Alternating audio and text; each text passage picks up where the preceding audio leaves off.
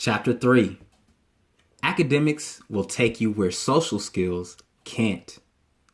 Ethically speaking, charm and manners can only take you so far in law school.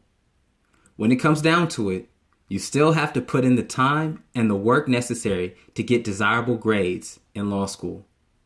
The majority of this guide will focus on academics. Know how you learn. Take a learning style assessment and determine what type of learner you are. The 3 different learning styles are auditory, visual, and kinetic learning. Some schools provide these assessments through their academic or student support centers. That assessment made all the difference in my law school experience. This assessment not only evaluated my learning style, but also provided some strategies on how to tailor my study habits to be conducive to my learning style. The learning strategies help you translate from your teacher's teaching style into a style that increases your learning. Auditory learners do well with recording lectures and themselves and playing it back like their own podcasts. Visual learners do well with charts and diagrams. Kinetic learners do well when they are working through concepts while moving. If your school has some type of academic support or counseling office, it's likely that they will have those resources. For good measure, also take a personality test. Know what you're supposed to learn. If you followed the lessons or strategies in Chapter 2, you will most likely have a jump on everyone else. When you utilize the time, brain power, and energy of others, you make your life easier. Get information from your classmates about what material the professor likes to focus on. Although poop can be helpful at times, don't fall into the trap of memorization. Use poop to your advantage, but don't disadvantage yourself by not having full comprehension of the subject. Know how you're supposed to learn what you are supposed to learn. Not all classes are created equal, and not all subjects are taught the same way. The way you learn torts is totally different than the way you learn constitutional law.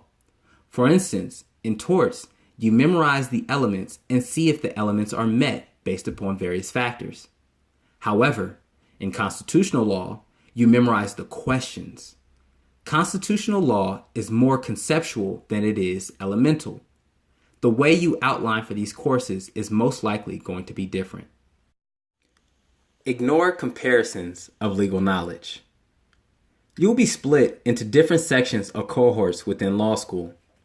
You all will take the same classes, but you will have different professors. Oftentimes, there is the perception that certain sections are easier than others.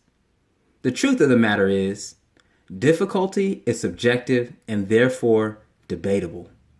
However, some professors are more comprehensive when covering the material.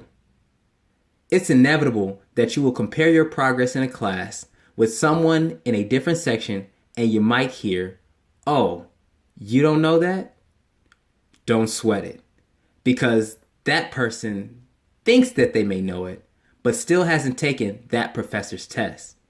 So while they may feel superior to you in knowledge, it means nothing if you aren't going to be taking that professor's test. And by the time you're ready to take the bar, you're going to have to review the material anyway.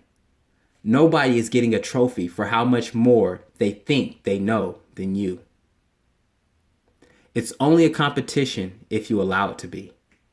Yes, you are curved against your classmates, but law school is much more than just memorizing the law. You still have to understand the law and apply it. If mastery of the material is your goal, and that is a worthy goal, might I add, then the grades of others doesn't count for much when you know you understand the material. Legal writing and legal research are your most important classes. This point cannot be stressed enough. Your writing skills are critical to your success in law school. Your exams are written, and you will have 2 classes dedicated to just legal writing. That should tell you something. As with almost every law student, legal writing is worth the least amount of units but consumes the majority of your time, and often causes the most frustration. Make no mistake, legal writing is your bread and butter.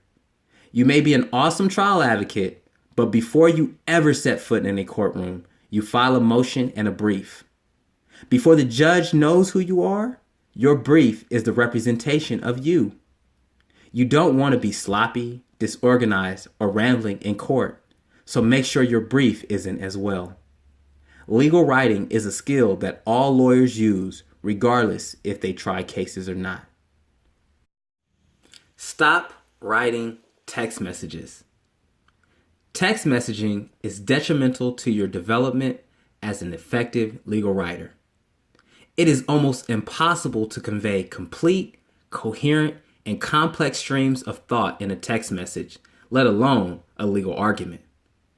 Legal briefs are much longer than 160 characters or any MMS message.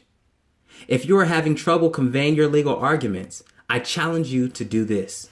For 2 weeks, instead of text messaging, try calling those people instead. And tell people that it is easier calling them than texting them because you aren't checking your text messages. More times than not, you will see the difference in your writing. Write every day. Every day. Every day. Writing every day gets you accustomed to developing clear thought. It cultivates your skills and prepares you for writing legal briefs and 4-hour exams. In fact, more often than not, your writing assignments will have a minimum or maximum page limit. Your biggest challenge will be fitting everything you need to say within those limits, while also making a coherent and easy to follow argument. I'm sure you've read something where the author used 2 pages for something that only needed 2 paragraphs. The writer rambled, gave unnecessary explanation, and didn't have a clear thought or a solid train of thought. And while the writer gathered their thoughts, you as a reader tuned out.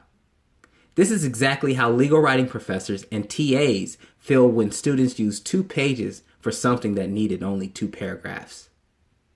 The more you write, the less challenging it becomes. When you know what you need to say, you will be able to put it on paper. But you must practice putting those thoughts on paper. Daily writing exercises may be helpful in getting those thoughts onto paper or eliminating the infamous writer's block. Pick up a pen and pad and just start writing. It doesn't have to be about anything or even make sense. Just start writing things down onto the paper. I'm writing right now and I don't know why, but I will continue to write and soon I'll have something to write about. This exercise will help clear your mind and eliminate any writer's block that may have developed. By the time you have finished the exercise, you've either written something meaningful or now prepared to start working on your assignment.